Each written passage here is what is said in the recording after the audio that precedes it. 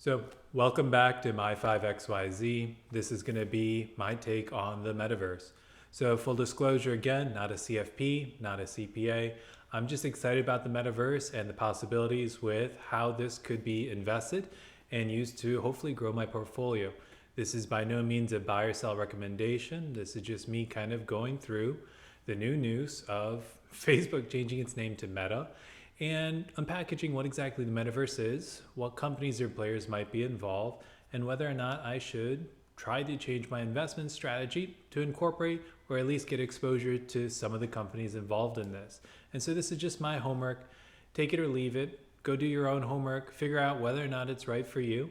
This is just me getting excited and trying to put together some homework, share the answers with you, or at least my take on what the answers are. So, kind of going forward, we're going to talk about kind of 5 things. The first one is going to be called Meta. So, Roundhill has an ETF called Meta, which is meant to track the metaverse. So, for their definition, we'll just kind of read it out here, but it's called the metaverse is defined as a successor to the current internet that'll be interoperable. It'll be persistent, synchronous, open to unlimited participants with a fully functioning economy and experience that spans the virtual and real world. So essentially, if you've seen Ready Player One, this is exactly what they kind of envision in that movie. It's kind of spooky to think that this could potentially come to reality. The spookier aspect would probably be Black Mirror if you watch that episode. But by and large, the metaverse is probably going to come whether or not we want it.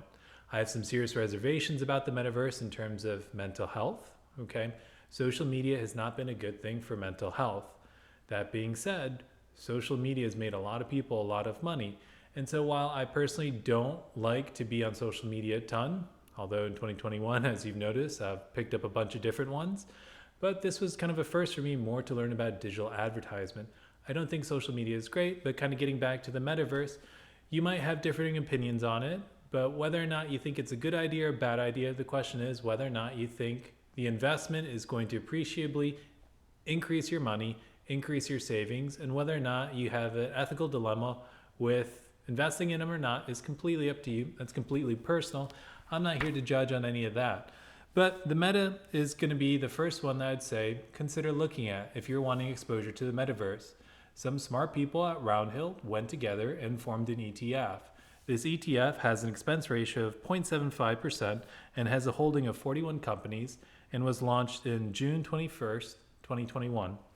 It's kind of a tiered weighted portfolio and has a bunch of globally listed companies, but it's broken into a couple of components: computer, networking, virtual platform, interchange standards, payments, as well as content assets and identity services, and then hardware. So these are the different categories that they subdivided the metaverse into and structured different companies to select to kind of put in each one of those categories.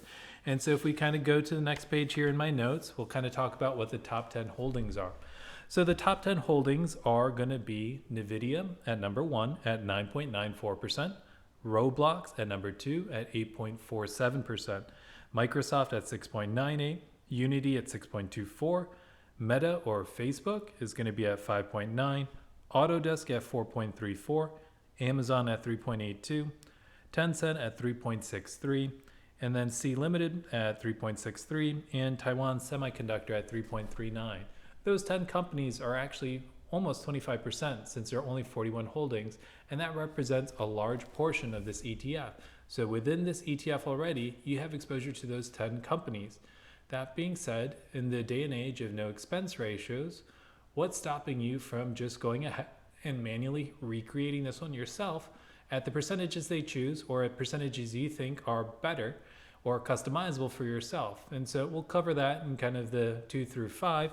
But kind of some other ones I want to highlight are some notable ones that were kind of also mentioned but not in the top 10 are going to be Matterport, Cloudflare, Snap, and Apple. Those are anywhere from about 1.5 or 1.4% to 3.22%. So those are 4 other companies to look at. If you go ahead, look at the description, I'll put a link to the Roundhill where it has a full kind of list of the percentage and breakdown of that actual ETF. But if you were wanting to invest in the metaverse and you didn't want to do the cumbersome work of figuring out the percentages and kind of manually keeping track, rebalancing, seeing if there have been any changes, since it does end up being an active ETF. And so there's likely going to be some changes, some rebalancing. And so if you don't want to do that, go ahead, invest in the Meta. That's up to you. Again, not a buy sell recommendation, but that could be the simplest way to get exposure to the metaverse if you wanted to just do it quick and easy. For me personally, I don't like expense ratios that are very high, like 0.75. But again, if someone's going to be adding lots of value that more than compensates me for that expense ratio, I have no problem. And so no one had a problem with ARK in 2020. ARK right now has been kind of not performing as well as 2020. And so when you start to look at that high expense ratios, you might not be so fond of it anymore. But so that brings me to number two. Number two is I think I want to invest in the metaverse, but I want to go one step further than Meta and just kind of do it myself. So before I do that, I need to investigate what my own personal ETFs have, what exposure I already have to the metaverse within that, so I don't basically over concentrate myself. So we've talked about in my 5 ETFs, but the 4 kind of ETFs that kind of make up my portfolio are going to be VT. Spoiler, I'm actually probably going to sell off VT through the end of the year, realize some profits, and just convert it to VT or the VU, because when I made that video, I noticed that for 3 months it underperformed the VTI and the VU. And so for me, 3 months of underperforming is enough that I want to reconsider. So instead of adding more to VT, I'm just going to go ahead, realize some gains, go ahead, redistribute that money, and put it towards potentially VTI or VU. Still not sure on that one. But the second one was FTech. So FTech has Microsoft at 16.46%. So I have a fair amount of money in the FTech ETF. And if 16% of that money is actually in Microsoft, I own a fair amount of Microsoft. And so Microsoft was the third holding in this Meta. So I probably don't need any further exposure to it. So I'm not going to buy any individual stock in Microsoft over than what I already have in public. Maybe I might add to it a little bit more here and there, but I'm not going to open a large kind of position in it. The next one is going to be Nvidia. It's at 4% in F technology. That 4% is probably not enough, and that's why if you saw some of my trades on public, I've added some Nvidia there. I've also added Nvidia in my individual brokerage on Fidelity, as well as in my SEP IRA. And so I'm adding a single position, or not a single position, but I'm adding a single stock, Nvidia, and I'm just taking out that position so that I can start to kind of get that exposure like Meta does, where it's essentially 9.9%, and that's 10%. So I didn't have enough exposure to Meta with my single ETF, and so I took out a cash position and went ahead and put that into Nvidia. So my other kind of ETF is F discretionary, FDIS. That one has about a 22% exposure to Amazon. Amazon on this list was, let's see, I think number 7, and it's at 3.82%. So I have a fair amount of money in F discretionary, and a fifth of that is Amazon. So I do not need to buy any more Amazon to get that exposure. And so I'm going to leave that one be. And then finally, F communications. This is one of the newer ones for the ETFs, like I mentioned, that I'm trying to add on. And so actually, I sold off a portion of VT and put some of that money into F communications, as well as opening positions in Nvidia and Roblox. I'll get to Roblox later. But for these, those are my ETFs. And so I don't think I need any more Microsoft. I don't think I need any more Amazon. And I don't think I need any more Facebook from the 10 on Meta. So this brings me to kind of number 3, which is Nvidia. Like I talked about, Nvidia makes up some of my ETFs, but not a large enough position. And so I need to add to it. And so when I was investigating Nvidia, I was looking for how the company is doing. The stock price honestly looks really expensive. But when you look at it over the year, it looked expensive the whole year and it kept going up. And so I'm not going to just jump in and put all the money that I'm planning on into it right now. I'm just going to simply dollar cost average. If it pulls back after earnings, then maybe I'll put some more. And then kind of each month, I'll just add little by little till I build out the position that I want in it. I don't want to just go ahead and put a huge lump sum and pretty much an all-time high and then watch it potentially go down to start kind of 2022. I don't know what 2022 is going to be like, but I'd rather have some money as cash to give me that option to continue to buy if Nvidia were to start to go down. That being said, I don't want to kind of wait for that price to go down and then miss out on that upward opportunity, and that's why I'm doing dollar cost averaging. There's nothing kind of there's nothing special about that approach, okay? Anyone can do dollar cost averaging. It's a great approach. It's tried and true. You could try to look at technical analysis and fundamental analysis and kind of come to where a great price point is, but if that price point never comes and you've missed that window and it keeps going on, you've missed that boat. And so I'm punching my ticket and I'll just keep adding to it and see how things go. But what I find most intriguing about Nvidia, I haven't looked at the quarterly results for the most upcoming one because it's actually going to be on the 17th, which would be 2 days from now. But for the Q2 fiscal year 22 on August 2021, it had revenue was up year over year by 68%. Quarter over quarter was 15%. And they have gaming, data center, professional visualization, and automotive. And so it's not just gaming chips. It does automotive chips. It does AI. They're having a pretty diverse stream of revenue. And I find that actually very interesting. And it makes it even more appealing for me because I thought of them as a gaming chip. And that was about it. I didn't realize they had their hands in different spaces that are actually up and coming. And that's probably why they ended up as being a top holding within the metaverse. So one of the things that they're doing is they have a data center, which is expanded AI software, and it powers 342 of the top 500 supercomputers. I don't know what a supercomputer is, but that's probably a big deal. The other thing, professional visualization. So what they're doing is they're trying to create AI avatars, and it's going to have recognition, natural language understanding, deep learning for recommendation engines, and avatar kind of animation. And so that all sounds probably pretty helpful for the metaverse. And so I think Nvidia is a very interesting company and one that I'm excited to put my money in. Whether or not right now is a good price point, probably not. But again, like I said, I'm just going to dollar cost average into it and we'll see what happens over the next couple years. What you need to remember is I'm investing in the metaverse, not for right now, for 3 months from now, for 6 months from now, or even a year from now. This is a long-term investment. This isn't exactly, I guess you could call it speculative, but it's not just a 1-year bet. This is a multi-year bet. This is me hoping that 5 years down the line, betting on the infrastructure for the metaverse is going to pay off.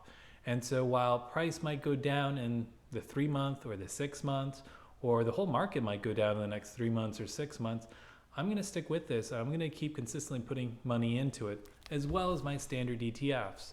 Like I mentioned, probably going to do VTI or VU instead of the VT, but the other sectors that I've talked about previously, I'm still going to dollar cost average in those as well. I'm not giving up on being an investor. These are not trades. These are investments in what I think is going to be, hopefully, the future. For Roblox, that's going to be number 4. Honestly, if you go to the description, look at the link I give you and watch that video, you'll be kind of like Fry and just say, take my money, okay? I think Roblox is fantastic. I think their ethos is amazing. I think it's definitely gonna be a little bit more focused towards appropriate and reasonable management and censorship compared to Facebook. And so honestly, if I had to pick someone that was going to guide the metaverse, I'd pick Roblox over Facebook any day of the week, okay? But what is Roblox? So a couple things on their website. It says, Roblox's mission is to bring the world together through play. We enable anyone to imagine, create, and have fun with friends as they explore millions of immersive 3D experiences, all built by a global community of developers. Other things they talk about is how it's powered by developers with revenue sharing. And so one of the things that became abundantly clear from watching it is that they are reinvesting a lot of their money into the developers. And so Roblox is trying to create this 3D immersive environment, but for the developers, they create all these tools, this space, this marketing, these kind of multifaceted things that brings people in to these spaces so that it can generate revenue, not just for Roblox, but to then share with the developers, hoping to kind of keep reinvesting in this product. As they reinvest in the developers and the developers can actually make a living by developing for Roblox, you're going to see that the quality is going to go up. The content is going to go up. And so that's very exciting for Roblox. A question as to how popular it is. One of the things in the website said it was ranked as one of the top online entertainment platforms for audiences under 18 years of age. And on average, monthly visits and time spent. And so meaning that under 18, people are pretty excited to be on Roblox. And one of the interesting things for 2021 was what was going to happen after kids ended up going back to school. And it's still showing that the growth is there. It's keep going up. The demand is there. And so I think Roblox is exciting. One of the other things that they talked about was a shift towards trying to just break out of the 13 and under. They've been able to grow the 13 and older and even the 17 to 24 segment, and they're trying to have a priority towards education. So one of the things they talked about is potentially having a 3D environment that you could go to school. Imagine you were in a zip code that didn't necessarily have a good school, but you could have supplemental education by going through Roblox, meeting in a classroom, and getting the education that you deserved. I think that is awesome. I think the Metaverse can do some wonderful things, but there's also going to be some serious drawbacks. But I think Roblox got me excited to a point where I was excited to put my money in on this morning, okay? And then 5, okay, we got to talk about the crypto metaverse. So the metaverse might be run and operated by standard companies like your Facebook or Meta, your Roblox, your Nvidia, your Nike. But there's also going to be kind of a crypto counterpart, or they might kind of fuse into one. And one of the ones that was kind of most interesting to me was Decentraland, or Mana if you're looking for the crypto token.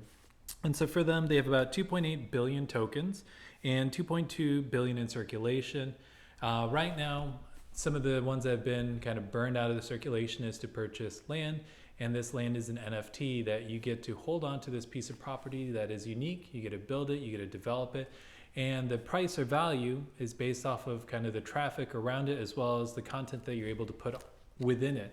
And so it's truly unique in terms of, I haven't explored it too much other than kind of going around in the Decentraland just briefly, but this idea of owning land online that actually has value is something that I think is interesting. It seems very strange, bizarre, counterintuitive, but when you kind of go back and think, you know what, Roblox actually has their own Robux. For games like Minecraft, for Fortnite, you can pay money to build these things on your avatar, skins, or extra equipment, or upgrades. People have been spending money on this stuff for a long time, so why is this any different? So instead of just saying that like this is silly or this is dumb, I'm recognizing that people are willing to pay for this. I might as well invest in it and make money off of it. While I might choose not to spend my money in Decentraland to kind of build up an avatar, I have no problems investing my money in Mana so that I can hopefully make some money off of it. And that's exactly what I did.